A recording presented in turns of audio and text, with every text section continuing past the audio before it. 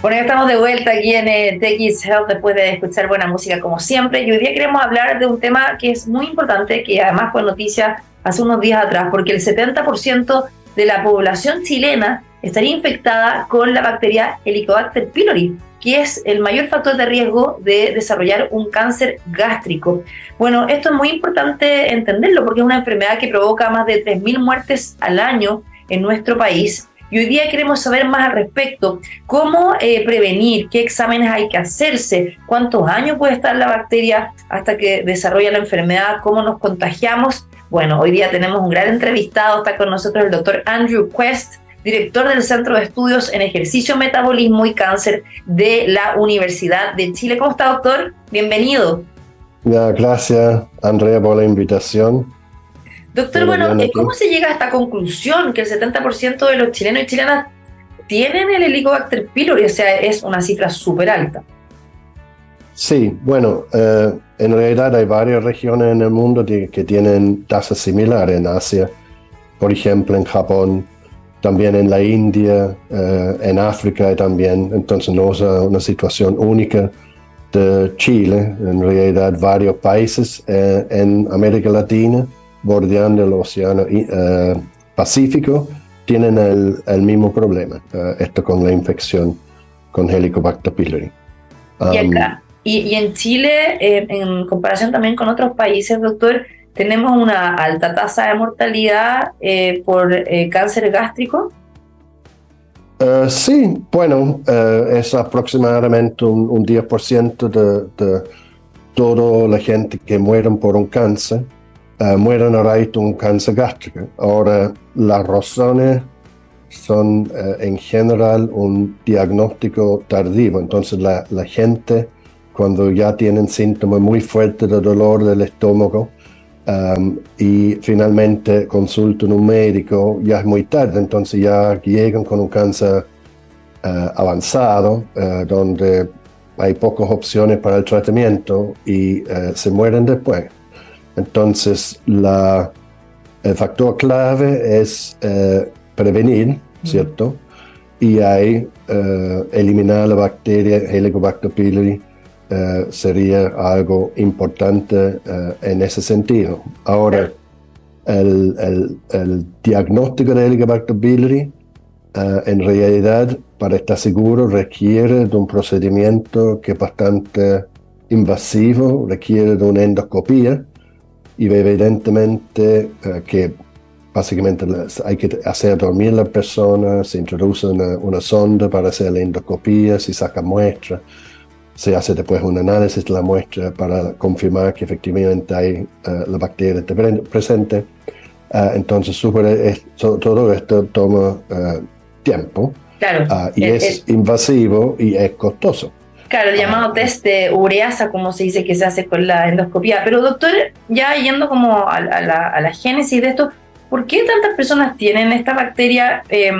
Porque claro, se contagia, decir, como de boca a boca, con los besos, la saliva, y finalmente, ¿cuál es el origen? Porque uno tiene miles de bacterias en el cuerpo, ¿no? De hecho, la microbiota, hay muchos microorganismos dentro, ¿no?, de nuestro estómago, algunos patógenos, otros que son buenos. Pero ¿cómo llega la Helicobacter pylori a nuestro tracto intestinal? Bueno, hay que especificar que el estómago principalmente y una parte adyacente al estómago del intestino delgado. Entonces no es que necesariamente vaya más allá y cause daño. Ahora, ¿cómo se adquiere la bacteria? Es principalmente transmisión boca a boca o el contagio por, digamos, aguas contaminadas por heces, por ejemplo. Entonces, de alguna manera, se trata la ensalada, se lava la ensalada con agua y esa agua está contaminada, entonces después uno ingiere eso y uno se contagia. Entonces, esas son las dos modalidades principales. Y el huésped prácticamente único que hay en el mundo es el ser humano. Entonces no es que hay una transmisión de algún animal hacia el ser humano como suele ocurrir en otras cosas. No, es humano-humano. Claro, y ahí, bueno, la terapia, el tratamiento más bien dicho es con antibióticos, son antibióticos igual bien fuertes, hay personas que no los resisten muy bien. Y le quería preguntar, doctor, por ejemplo, no sé, si yo tengo una pareja, ¿no? Lo ideal es que yo y esa otra persona se hagan el tratamiento, o sea, es como que se deduce que también tendría Helicobacter pylori o siempre hay que hacerse la endoscopía para confirmar. Bueno, si la pareja tiene Helicobacter pylori, hay una, y bueno, depende cómo se diagnosticó eso, por endoscopía probablemente, entonces después a lo mejor se erradica la bacteria, pero por mientras es altamente posible que la pareja se podría haber contagiado también, y aunque no tengo síntomas, en poco tiempo andando ahí va a tener síntomas, entonces por lo tanto hay que estar atento y en el momento adecuado consultar un médico y hacer una endoscopía, eso es lo mejor. Ahora, cuando se hace el tratamiento con antibióticos, ¿es posible que yo vuelva a tener a lo largo de mi vida Helicobacter pylori? Bueno, hay varios aspectos que hay que considerar aquí. Primero, existen la triple terapia, la cuádruple terapia, en caso de que la triple terapia no funcione. En general, son bastante eficientes. La tasa de personas que después de eso todavía siguen con pylori rodea los 5%, para decir algo. Y eso puede deberse simplemente a que haya bacterias resistentes a los antibióticos.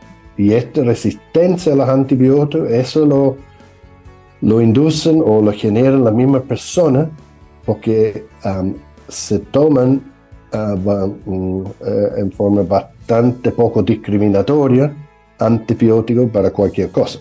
Es verdad. Me duele la garganta, entonces van a la feria, compran un antibiótico. Le duele este, le duele el otro, antibiótico. Entonces hay un exceso de uso de antibióticos, especialmente en este país, que favorece el desarrollo de este tipo de resistencia. Entonces eso es lo que hay que evitar.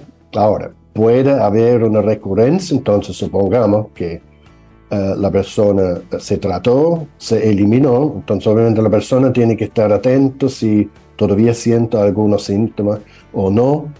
En caso que no, eso no significa que no se puede recontagiar, como ya lo mencionamos antes. Claro. Después se trató, se junta con una pareja que está contaminada o contagiado, y claro que se puede recontagiar. El hecho que ya tuviste una vez la bacteria no es que se genere como una inmunidad, no. ¿Y qué pasa con los padres o madres con sus hijos? Muchos le dan besos en la boca. También los niños pueden adquirir la bacteria Helicobacter pylori desde temprana edad.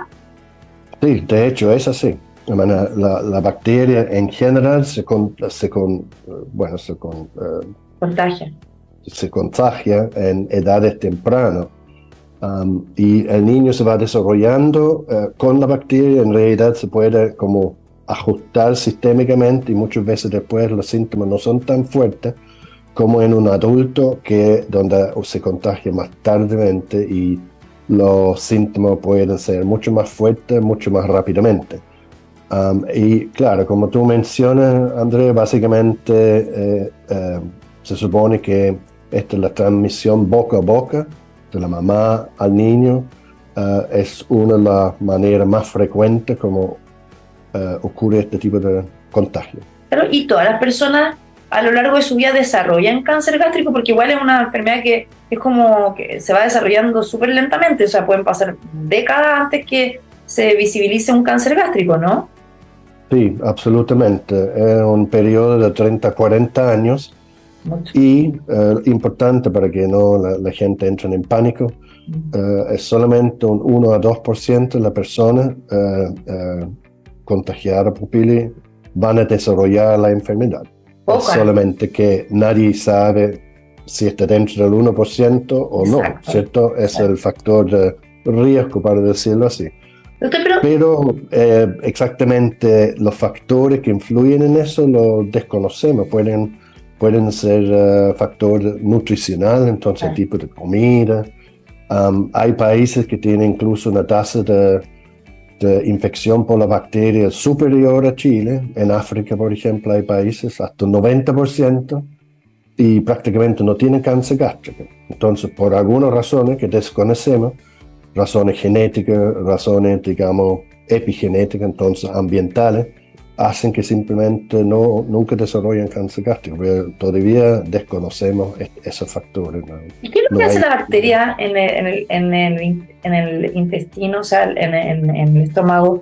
¿En qué parte también se aloja, ¿no? Para poder entenderlo bien. ¿Y qué es lo que hace? ¿Va como generando una herida? O sea, va inflamando. ¿Qué se produce que finalmente puede generar un cáncer?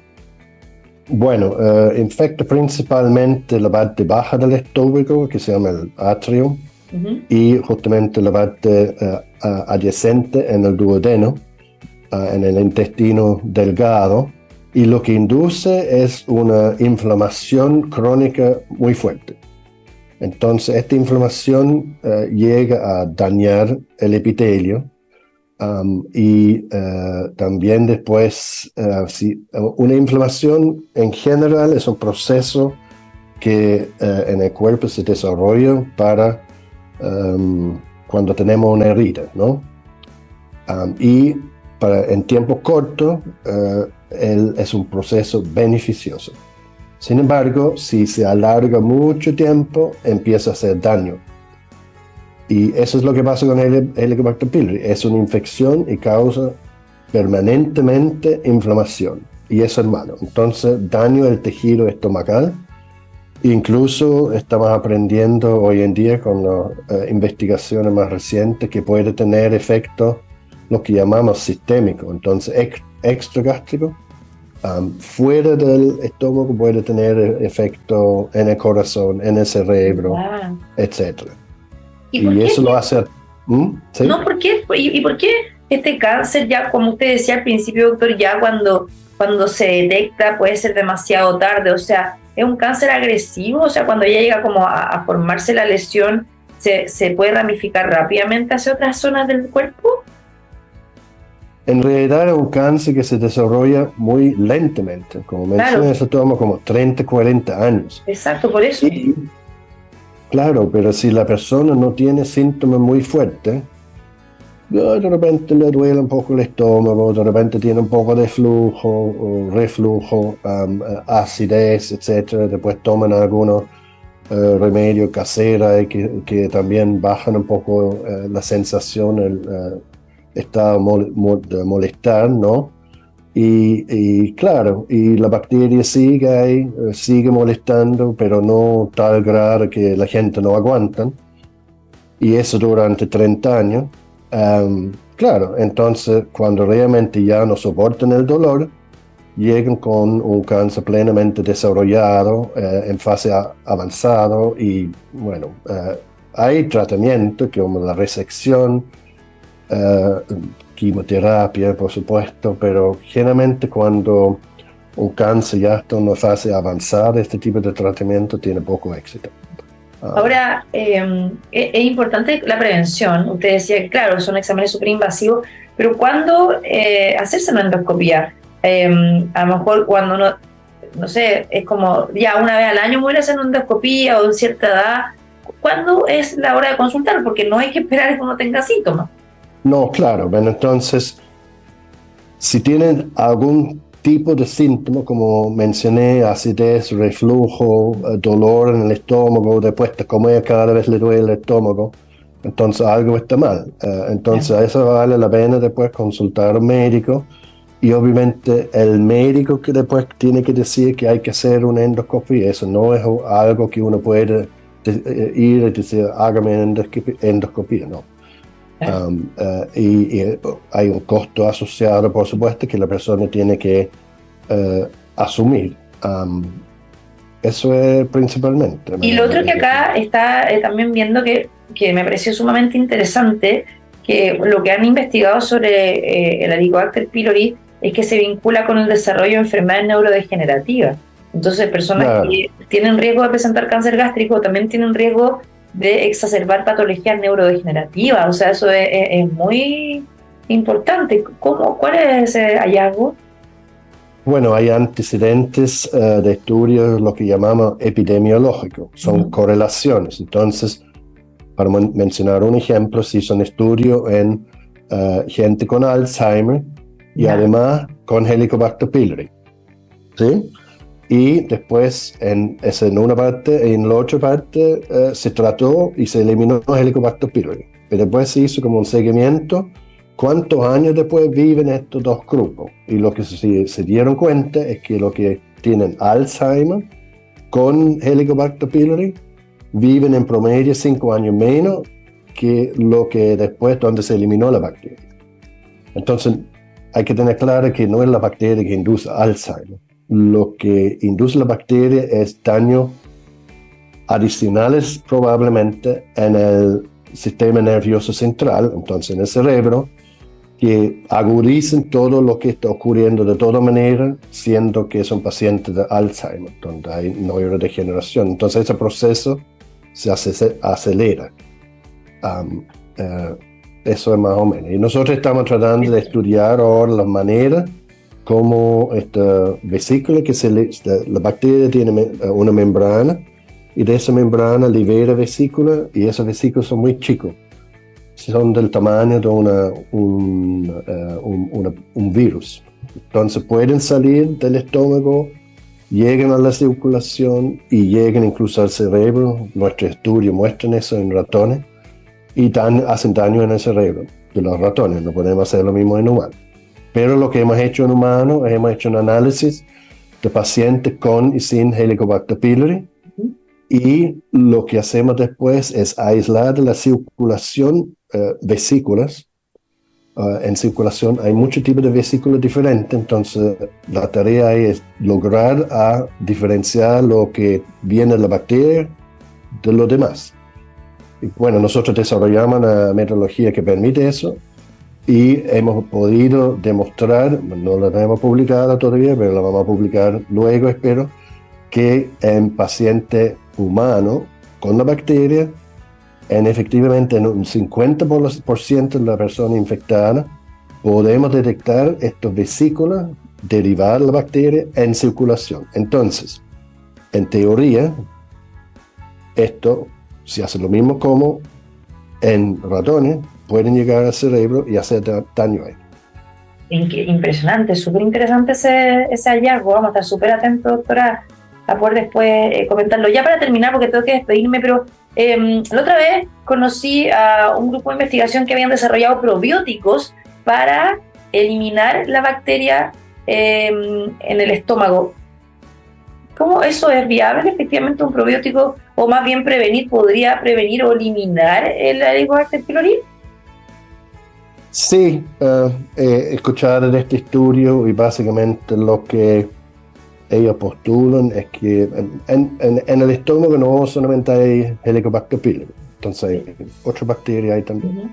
Entonces la idea es que si uno aumenta otro tipo de población, que son generalmente lactobacillus, eso es lo que hay en los probióticos, ellos como lo que se mostró es como que pueden desplazar Helicobacter pylori, entonces no se puede alojar, hacen que no se puede alojar. Entonces, claro, eso, pensando en eso, funcionaría mejor como una medida de prevención. Sí, interesante eso, porque también hay más grupos también que están trabajando en esto mismo, entendiendo que la población, o sea 70% es altísima la prevalencia de tener esta bacteria. Doctor, le quiero agradecer al doctor Andrew Quest, director del Centro de Estudios en Ejercicio, Metabolismo y Cáncer de la Universidad de Chile, por hoy día compartir su investigación y todo lo que sabe, y ahora la prevención es clave, así que hoy día queríamos hablar de eso también acá en el programa. Que esté muy bien, doctor. Ya, Andrea, gracias por la invitación. Cuídese, chao. Chao. Nos vamos a la música ahora y a la vuelta vamos a estar conversando con la doctora María de los Ángeles